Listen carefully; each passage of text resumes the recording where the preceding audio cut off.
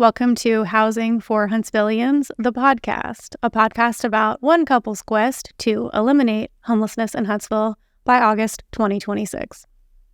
Heck yeah.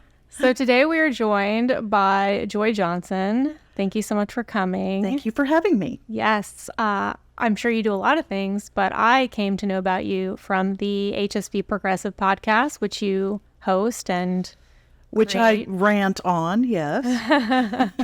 Well, I love it. I think it's Thank wonderful. Yeah. Can you tell us a little bit, I would describe it as an engaged citizen tries to hold power to account to some extent, right? Like you go to city council meetings and county commission meetings and just kind of say, here's what's happening. Here are the questions I have. Here are my thoughts on the goings on.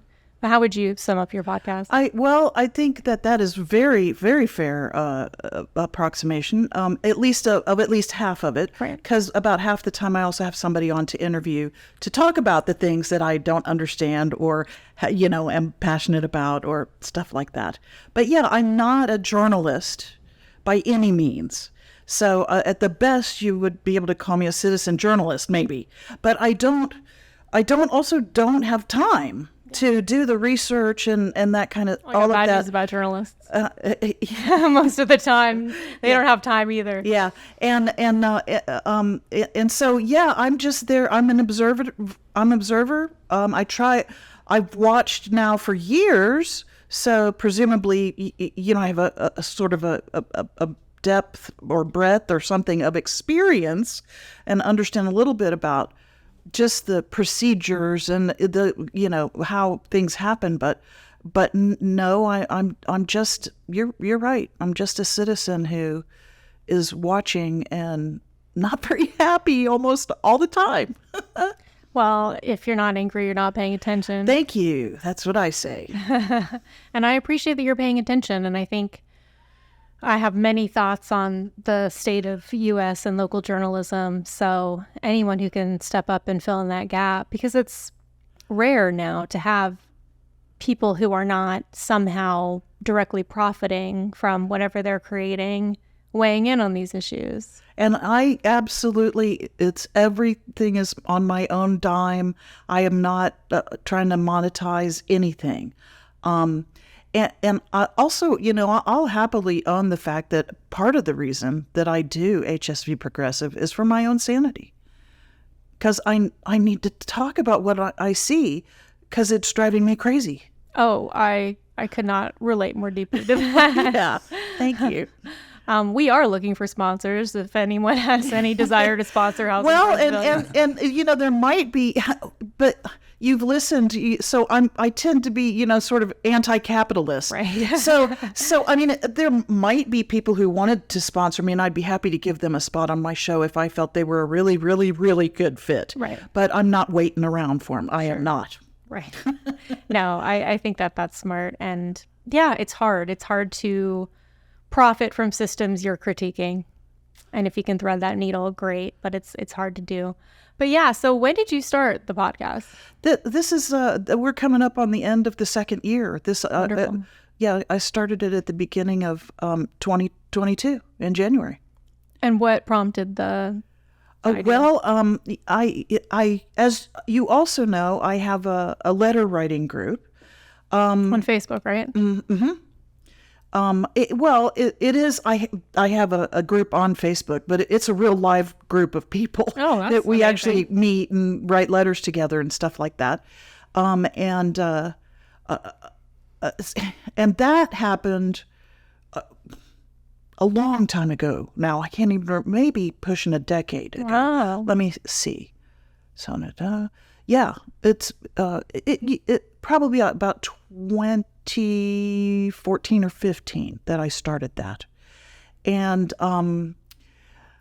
that happened because I was on the verge of giving up, as I'm sure you are familiar with the feeling. Like, I have no power, I can't do anything, I don't know what to do, and I was in an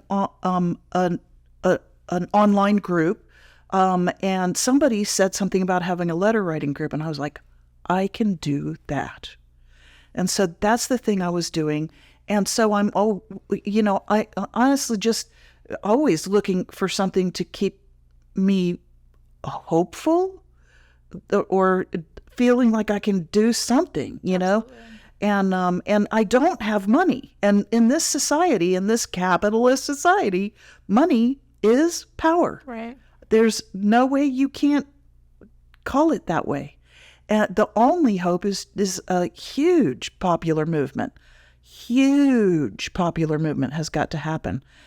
And so I'm always just looking for what can I do. And so, the 2016 election got a lot of people out that were normally pretty sleepy, and so that got more people in my letter writing group. That's good. It also, for momentarily vitalized to some extent the Green Party locally, and since feeling, and we had the Tennessee Valley Progressive Alliance, and sort of feeling that there was people, then knowing and coming through being in groups with them, finding out that there were actually people that I could talk to and they would know what I was talking about. I think it kind of came naturally to understand that that I could talk on a podcast and it would be good for me to, like I felt when I had people to talk to, that's good, but also that I could be help to people out there that also, needed some validation. There are other people thinking differently, Yeah, totally. So the name of people should get connected to the letter writer group through Facebook. Yeah, Facebook's the best way. And it's called Huntsville Progressive Letter Writers. Yep, it is. All right. So look that up, join. I think you're right. I think there's a lot against good policy, but I think it is very powerful when people take the time to write the representatives. I think the representatives and their staffs pay attention.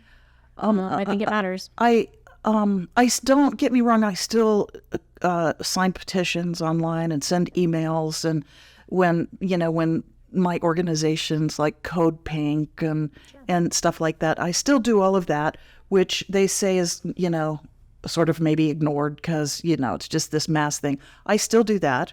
I do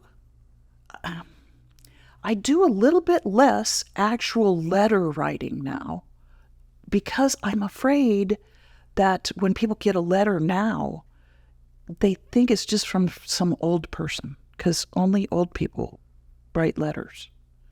But I send a lot of postcards. That seems like a middle ground between an email and a letter. And the other great thing about postcards is, too, anybody whose hand it gets into, they can read it. Yeah, no, it's true. Yeah, I like it. I think, unfortunately, we have a bit of a gerontocracy in the U.S., so I don't know that you would be discriminated against when it comes to being perceived as older. So I don't know. But yeah, that's interesting. I think I'm interested in, so you grew up in Huntsville. Well, I moved here in the 70s. Oh, okay. Yes. So I'm been here longer than a lot of people who did grow up here. Yes. Yeah. But I was actually born in Florida. Okay. Then from Florida, we moved to North Dakota, where I think my stepfather was working on the missile silos. Okay. And then from North Dakota, we moved to Saudi Arabia. Wow. From Saudi Arabia, I moved to the UK to go to school for a little while. And then I moved to Huntsville. Wow. And other than leaving for my first undergraduate degree to go to Georgia to get that, and also for about 9 months, when I lived with a boyfriend in Tuscaloosa, I've been in Huntsville. Wow. Okay. And for the longest time, I had no idea why I was here. I got no roots. My mom was here for a long time, but then she went back to Florida, where she was from. And I was like, well, I'm just waiting to figure out where I'm supposed to be. And when I moved into the house that I live in now, I suddenly, at some point, I was like, oh, I have a little parcel of land that I'm responsible for. And I feel very like responsible for it, and I'm doing things for biodiverse habitat and all that kind of stuff, and a garden and la la la la la. So that finally got me to feeling like, oh, I do belong here. That's nice. And I only moved into that house maybe about 15 years ago. So I feel like I've heard about your degrees. How many degrees do you have? I've wondered this for a while. Well, let's start with I'm a high school dropout. Okay. I don't have a high school degree, but I have 4 degrees. Okay. What are they? Oh, okay. The first one is a Bachelor of Arts in French. Okay. Then after being out on the workforce for about 10 years, I went back to school and I got a Bachelor of Science in Physics, followed with a Master's of Science in Physics, followed by a Master of Science in Applied Mathematics. Wow. All 3 of those science degrees I got right here at UAH. Wonderful. Wow. And do you have a day job? I've had lots of day jobs. None of them paid well. But, with all that science, I could have gone to work here in town for the defense industry. Right. But I pledged to never do that. I am currently now working for myself, tutoring mathematics. Fantastic. Yeah. The defense thing is super interesting. I never really thought about or realized how defense-centric and just raw military Huntsville was until I moved away and came back. And really not visiting. I had to move back. And then I was like, wow, this is striking. Yep. Let's understand this, that as much as I say I don't work for the defense industry, I've never worked for the defense industry. If you live in Huntsville and you are getting paid in Huntsville, you are getting defense money. Yeah, for sure. Let's not fool ourselves. And, Raytheon, if you want to support the pod, we'll take your money. Well, gosh, but imagine this instead. What if a percentage of the federal money that Raytheon gets was given to you to make housing for Huntsvillians? I think it would do more for the safety of the average person than how it's being spent, but that's just my opinion. Just this morning on the Peace Corner, I was making the point that we all do better when we all do better. Absolutely, for sure. So one thing I really admire about you is that you have a hyper-local focus. Yeah, pretty much, yeah. And I think that, my first 3 decades of being interested in politics, it was all on the national level. Like, I kind of paid attention to Alabama. I didn't pay any attention to Huntsville or D.C. I guess it was really when I moved to San Francisco that I got into local politics. Mm-hmm. And then when I moved back, I was like, all right. Well, in San Francisco, I think you have more of a sense of, in a big city like that, of the power of things like the city council and things like that. Whereas in Huntsville, they're kind of invisible. Yeah, I think, especially with San Francisco, in a lot of ways, as goes San Francisco, goes the rest of the country, at least in terms of growing cities. Eventually, you're something like that. Yeah. So I think that, but mostly I was just really interested in housing, and SF was just ground zero for the housing crisis. And housing is something that is fought about 99% at the local level. So. But yeah, unfortunately. There's nothing keeping us from doing better at the higher levels than the local, but yeah. Yeah. And I think it's a really interesting situation where I think both Republicans and Democrats, or the left and the right, is kind of right on aspects of it, especially when it comes to the question of should it be regulated at the local level, how local. So I think a lot of the left really wants community engagement and, direct democracy and, quote unquote process. Uh-huh. And more local control. Uh-huh. But with land use, what you find is that, and actually a lot of issues, when you actually have direct democracy and deliberative democracy and community input, it tends to be overwhelmingly beneficial to the people who have the time and energy to show up and participate, which is generally older, wealthier, whiter residents. No, I mean, you can go, and I have done, sit outside of City Hall on a weekday, and you'll see who goes in and out of that building. Yes. Right. This is why it's sort of hilarious to me when Jenny Robinson says, I don't know why people come to city council and then they have to stand up and they make their, public statement about this, that, and the other thing.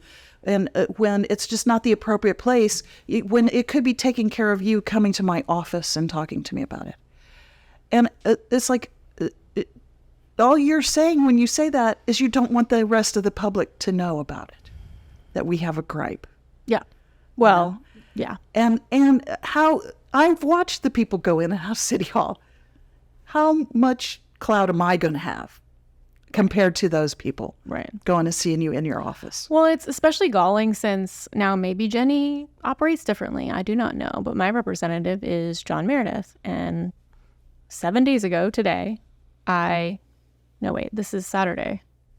So 8 days ago today, I filled out the form on his website to get a meeting with him. Oh. And then I followed up via email on Monday or Tuesday. I've heard nothing. Yeah. So. Well, I know that feeling because I've sent them lots of letters. I'm sure. And even when I do get a response, like the mayor used to be pretty good about sending a card when you send him a letter about something. I get, like I sent him one saying, Huntsville really needs to think about getting out of the defense business. It's nothing but killing people.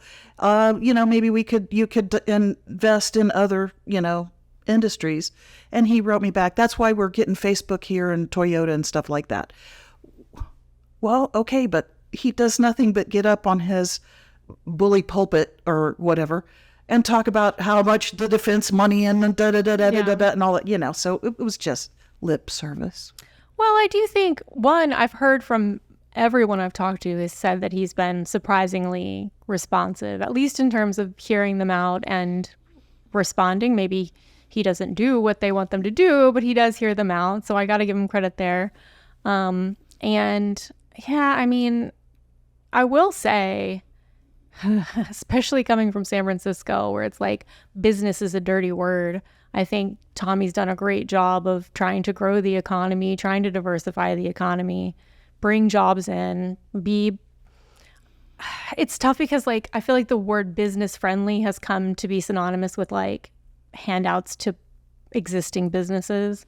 And that may or may not be happening. I don't know. It is happening. Yeah, I'm sure. Yeah. I don't want to be cynical. But yeah, versus San Francisco, which is openly hostile to business, that's a rough way to operate as well and has many problems with it too. So yeah, and so we definitely have attracted a lot of business.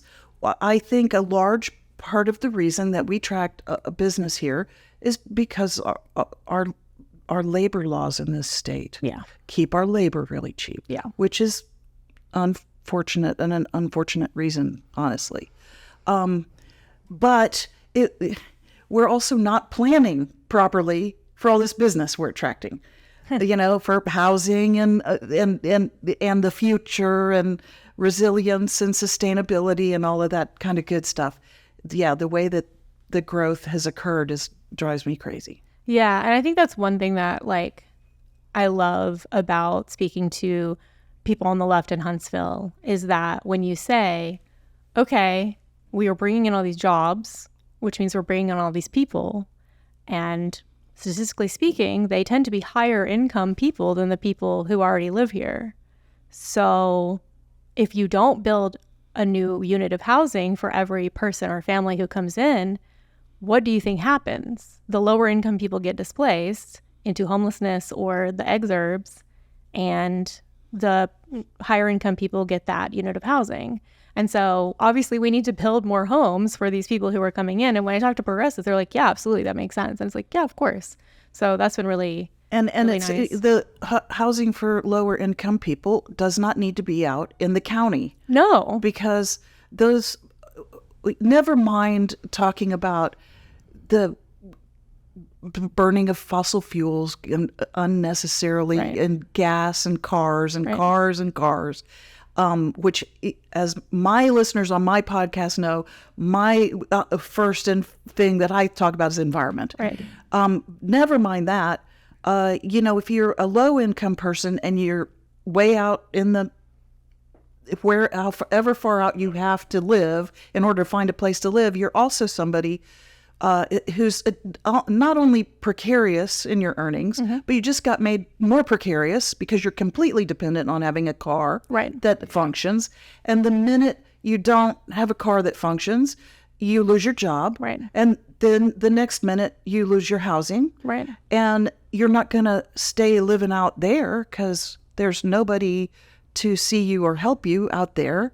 And you're going to catch a ride into Huntsville. And our homelessness problem is growing. Absolutely. And I think it's really difficult for people who did not either grow up in precarity or have not been close to people who have experienced precarity to, I mean, even though I have, it's still difficult for me to wrap my head around all the ways that our society is set up to make life precarious, right? Yes. One wrong move sets Yes. off a chain of events, and there's no safety net at the bottom to catch people who start sliding down. That's really scary. I've noticed since the 2008-9 crash that there's just less money out here. Period. Interesting. To me, there's just less money out here, and then everything's more expensive. Right. Now, right. and more, yeah. And the reason there's less money is because that whole crash concentrated wealth upwards.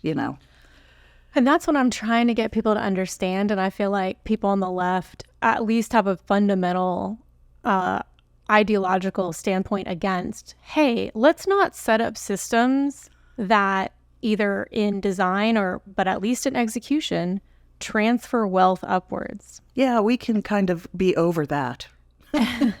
And using housing as a tool for wealth accumulation is a transfer of wealth upwards. Housing cannot be a perfectly safe, and I don't even like to use the word investment because investment indicates risk. Housing wealth in this country is risk-free because our laws ensure that housing becomes more expensive as time progresses if a city grows. And so it's a transfer of wealth. It's not an investment because there's no risk to it. Mm-hmm. And so it gives wealth to people who happen to buy in a growing city at a good time and takes wealth from everybody who would want to live there or who has lived there for generations but who rents. And so considering that the people who tend to be homeowners in fast-growing cities tend to already be the wealthier people in any particular city, it's just totally unconscionable that we would think like, well, we can't do anything that would, not even decrease, but just like stop the growth or slow the growth of property values. Housing cannot be a source of wealth and broadly affordable at the same time. Yeah. That is not possible. Well, and I've complained about this many times, this constant, my property values. Oh my God, focus. right? It just drives me insane. Whereas you heard me talk about my house. Right. My house is a place that I live. Right. Yeah, and What a concept. Not just me, but as many other creatures as I can give habitat to. It's my soul, I'm not joking about this. And by the way, it's not risk-free because I figured that house is probably going to fall down around my ears when I die. I'm just going to be dead underneath the rubble because it's expensive to keep. And not only is that, but of course, my property value's gone up. So my taxes are more expensive. Don't get me started on that. Yeah. So, which is another way to drive me out. Absolutely. So that somebody, and believe me, I get at least one missive a week about, do you want to sell your property? Interesting. At least. Huh.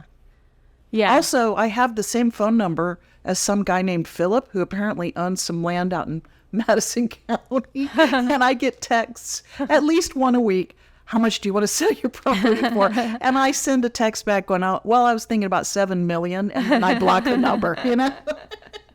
Well, hopefully you'll get an offer for $7 million. Yeah. Well, or Philip will. I don't, you know. I know. So I bought in March 2022, March of last year, and I hope rents fall below. I hope average rents for a 1-bedroom fall below my mortgage. That would be amazing. I would love that. Will it cost me some money? Sure, whatever. But it doesn't cost me any money. I'm going to pay the same amount for my mortgage, regardless of what average rents do. But housing is the largest expense for the average family. Yep. If you can lower what we're paying for that, it benefits everyone like immediately and intensely. Well, and I love the ideas that, because, you know, like I said, environmental issues are my number one thing. And I have lots of ideas about biodiversity and trees and saving the trees or restoring habitat or all that kind of stuff. And not mowing and things like that. You have a lot more. I mean, I'm like talk all the time about homelessness and we need to do something about it, but I don't have a lot of ideas. I'm just like, I'm not an urban planner. I have listened to an excellent podcast that I don't know if you've listened to, but I highly recommend it to you and your listeners. It was called Cities After. Okay. And it just full of ideas about how we could be doing cities differently. Just full of them. And I just enjoyed that podcast to death. It was, it's come and gone, you know, it had a short, I don't know, maybe 12 episodes or something like that. But I love your idea of changing, of being allowed to have boarding houses. Totally. How ridiculous is it that we can't do that when so much of this country was built by people living in boarding houses? Absolutely. What has gotten up our other end that has gotten us so prideful that we can't live together and share a bathroom, you know? Well, I think it's two things. And this is where it's like the brain rot of the left and right both screw progress. So on the right, obviously vastly oversimplifying, but it's like, we don't want to live near people who would choose to live in a boarding house because they're likely to be lower income and less white than the people we want to live near. So we're going to ban, and we think it would decrease our property values to have a boarding house in our neighborhood. So we're just going to ban boarding houses. And then they appeal to the left. We want to hire those people to do everything for us. No, but they can just commute an hour. And then on the left, it's, oh, you want to legalize slums. Like, you don't want to make sure, sorry. On the left, it's more like, oh, you want poor people to live in boarding houses instead of in single family homes. And it's like, well, I don't want them to live in tents. And I think we should legalize something between a tent and the kind of housing that is legal to build right now. Right, exactly. Yeah. Like, maybe something in between would be okay. I don't know. So it's super frustrating. It's nutty. It's nutty. And I was talking just a little while ago with this whole thing, the zoning laws that we have that don't allow people to build a mother-in-law thing in their backyard. Yeah. ADUs, accessory dwelling units. Yeah. Thank you. And you know what their argument is, to a large extent, that too many cars. Right, parking. I would drive by any house and everybody's got like 4 cars, you know? How about you take care of how about we get some public transportation and put those kids on buses instead of getting every child who turns 15 a car, you know? Okay. I'm going to calm down. And this is where I'm very excited about coalition building because, you know, it's all necessary to make a difference. You need dense housing, and you need transit, and you need walkability, and you need bicycle trails, and you need all this together. And none of it works as well by itself. If you cannot really do transit plus sprawl, it's not efficient. Yep. You don't get the benefits of density if you don't have those transit alternatives. Yep. So yeah, there's a lot of opportunity. I think there's a long way to go, but yeah, I was curious about just going back to like broader Huntsville City Council, like what have you, I kind of want to ask you in terms of like, who do you like and why? But you can also, speak in terms of like what policies you've heard maybe in the past year that you've liked and some that you thought were really messed up, or maybe. Well, mostly I think that it's very depressing to pay attention because they seem to be a bunch of people who are dead set on doing things the way they've always been done, status quo, and that just keeping the status quo and pretending like nothing needs to change is like makes them happy, And clearly the world is changing, right? And we need some frank conversation and some change to handle it. I will say that, they're doing a mixed development over there by Low Mill. And the very fact that they will say it's a mixed development at a city council meeting and stick to their guns about it. This is a planned mixed development. I appreciate just the fact that they have said that, like it's a real thing worth considering. That much I will say. Also, last city council meeting, when Tommy Battle was complaining that John Meredith was trying to finance something and not, and it hadn't been in the budget, and it wasn't in the budget, and and then John Meredith turned and said, "You just promised in your State of the City address that we were going to have a music festival next year, and that we even never asked us about putting that in the budget." I appreciated that he, spoke back, talked back to him. Yeah, he was livid, frankly, and then called a recess. Wow. Okay. Spicy. Yeah. Drums at the city council meeting. A little bit. Love it. We've been missing out. I didn't realize they got that excited. Oh, yeah. Well, meh. Yeah. Yeah, I need to start going more often.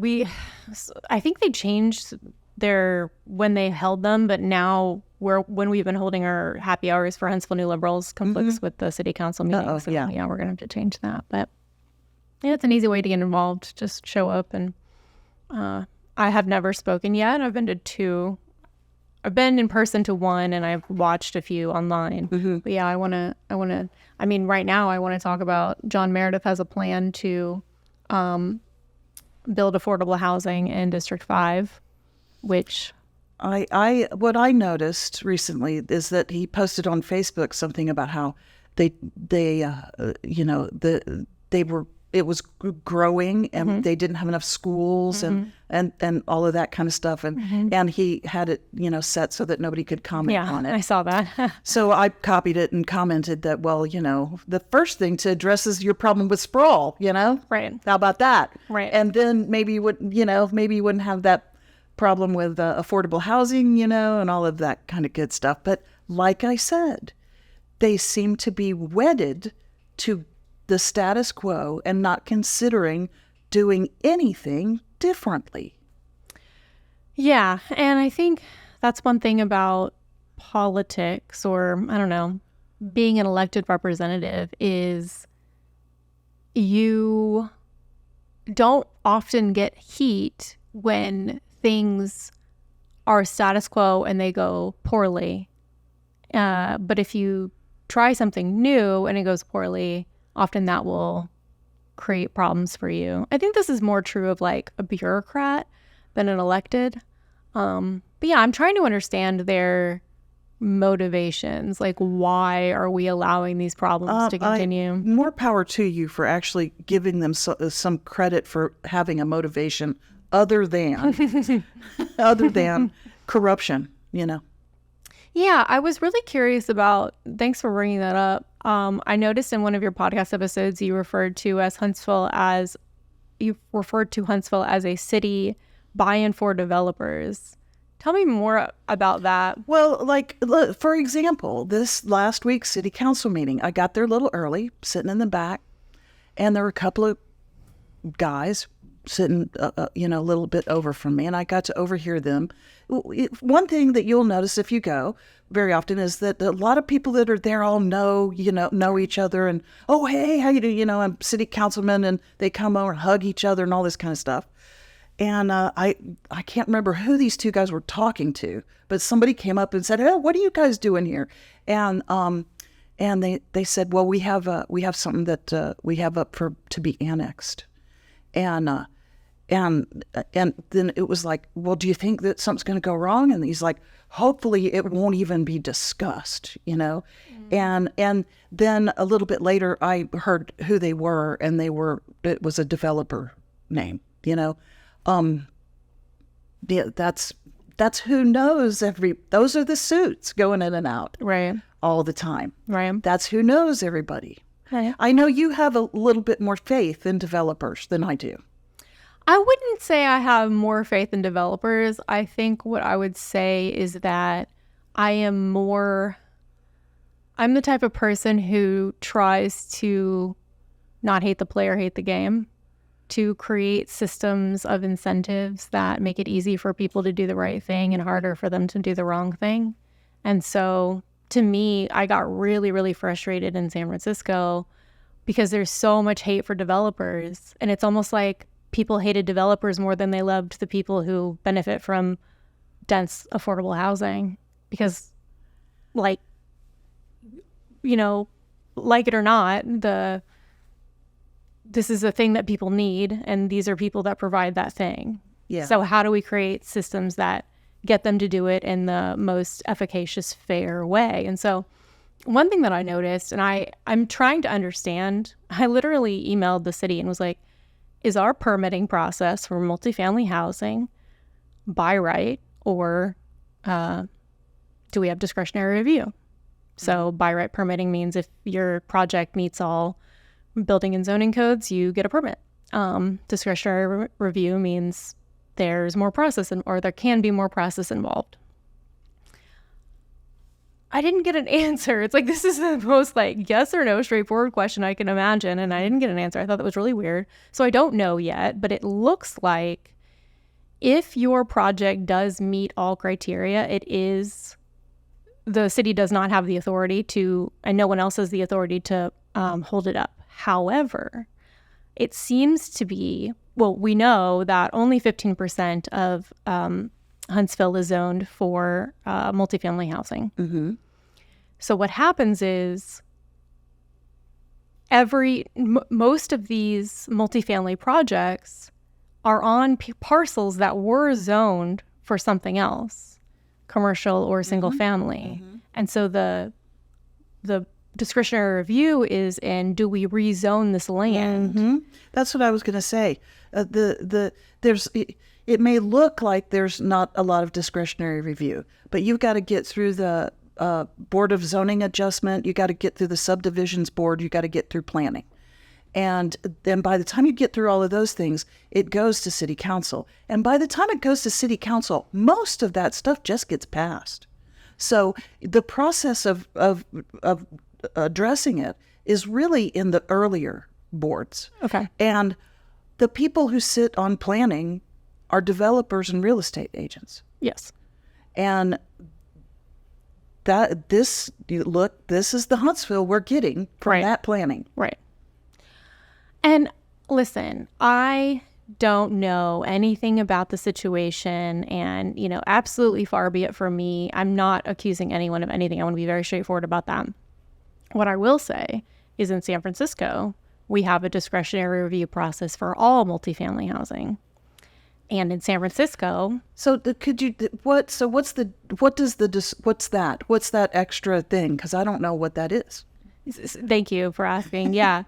Well, it's complicated. Basically, it's if any entity can gum up the works, can prevent you from getting a permit. even if your project meets all zoning and building code requirements. So in a city that gives permits out by right, as in if your project meets requirements, you have a right to a permit. So you're just going to get a permit. A discretionary review process could be planning has to approve it, or it could be any neighbor can, this is what's true in San Francisco, any neighbor, I think it costs like $500, and they can require you to have a meeting to offer community. So the neighbors can come together and offer community input on the project. And so like in San Francisco, the discretionary review process, and so this can be like, we have to have a community review of the environmental impact report and like yada yada. You can file lawsuits against the project. This process adds $1 million on average to each housing project, which then obviously gets factored into the units. So then the eventual renters are paying for this process that the developers are having to go through. So it artificially raises the cost of housing. It also makes it unprofitable for developers to build lower cost housing because this review process costs the same amount regardless of how nice the units are or how many there are. So there's all that. But so yeah, in San Francisco, this process was so long and complicated and expensive that there was a class of worker called a permit expediter. Yeah. Which would do what you would assume.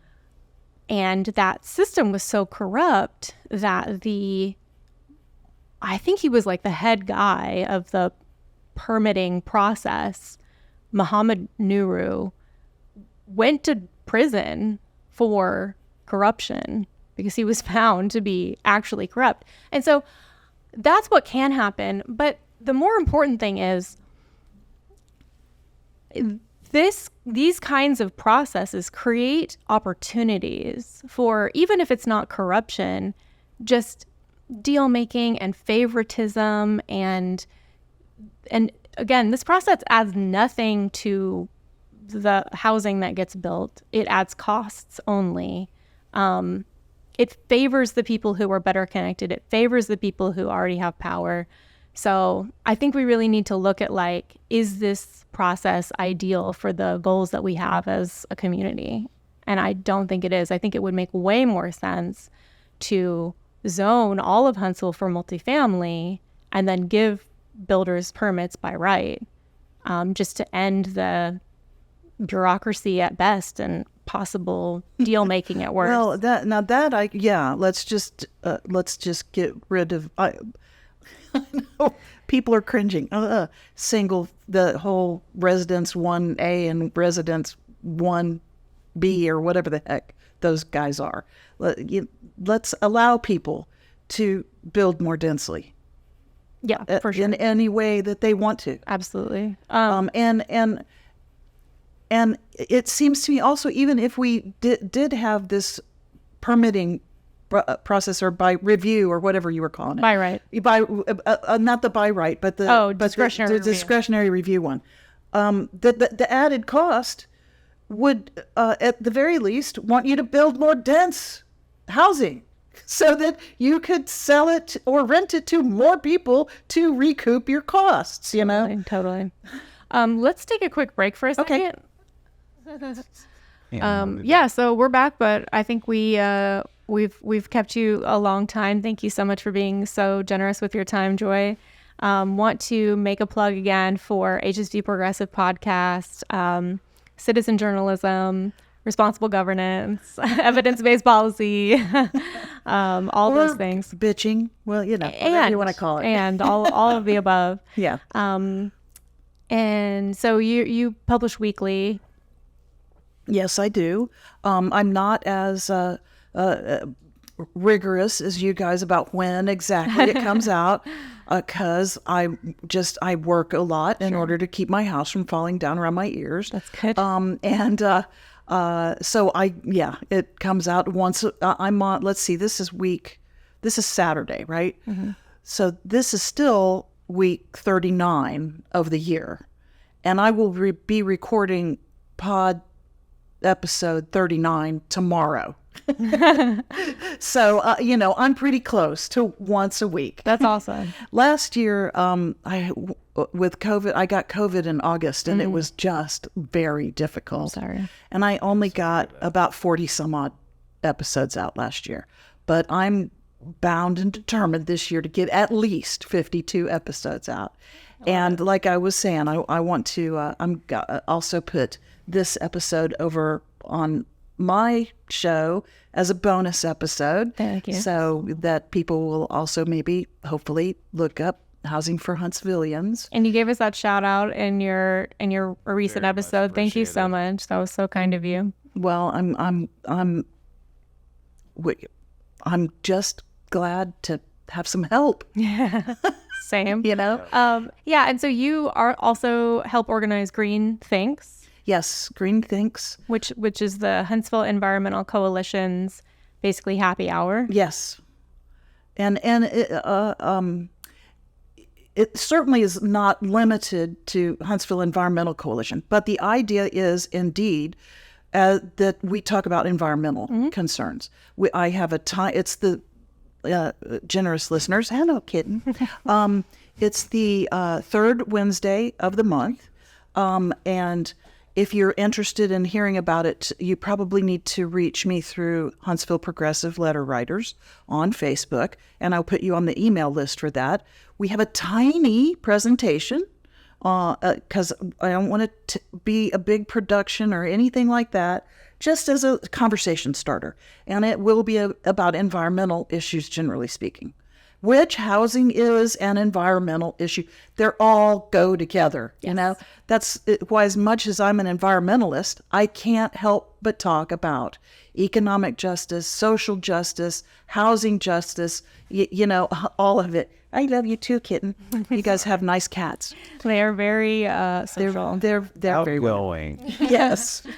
Very outgoing. So catch Joy's podcast. Catch us at Green Things. Anywhere else people can catch you? Well, there is my letter writing group. Literary. And if you which- need a math tutor, Well, if you need a math tutor, yes. Yes. But I only do high school and up, okay? okay. I'm not good with little kids. I was gonna say, is it the math or the people? Because I need It's help both. with like middle school math. It's kind of both, honestly. I do it because I love math way more than because I love kids. There are a lot of people in education who are in education because they love kids. I am not in education because I love kids. I don't really get kids. You know? I didn't get kids when I was a kid, honestly. Yeah. I don't think I've ever gotten kids. And then I do have because I'm constantly doing like upper level stuff. It's a really hard for me to shift gears to pre-algebra stuff For sure. and understand and remain patient and able to go, oh, let me explain why when you subtract numbers, this is what you're doing. Right. I can't, just thinking about trying to be patient while I'm doing that, it just wants to make me, It sounds like if you're doing high school and above, it would be way more interesting forms of math too, because like you're going to get more complex issues. And problems to solve. Yeah. And I'm generally just more satisfying. And I the thing that's great about mathematics is the problem solving techniques. What you have to learn to do with your brain to solve problems. There's some really interesting stuff if you pay attention and watch it long enough that your brain is doing when it finds a problem that it needs to solve. And especially if you don't like, oh, there's a problem and I shut down. Well, you're learning in math how to not shut down when a problem is in front of you, how to not throw your pencil down and run out of the room. What do you do? And I think these are really important skills for good citizens, Totally. So I'm really, I love mathematics. There's things that happen that just make me happy, and get me buzzed for like, I have some realization that probably every other mathematician in the world already had, many years ago, but it just gets me buzzed for a good week, But I'm really much more interested in that brain, learning how to use your brain in a sophisticated way, Yeah. to face problems and patience and, good stuff like that. Anyway, blah, blah, blah. I'll have to take your word for I have experience with solving problems. Yes, Math yes. problems less so. Yeah, and math is not the only where you Right, get this. right. Absolutely. But it is definitely a good opportunity For sure. to start learning how to do some of that. Absolutely. Yeah. Awesome. Well, thank you so much for coming on again. It was so nice to spend an hour just getting to know you. Well, you're very sweet. And, maybe soon you guys will come on my podcast and tell me what you're up to. Huh? Anytime. That sounds Goodies. great. Good. Awesome. Thanks for tuning in, guys, and we will see you next week.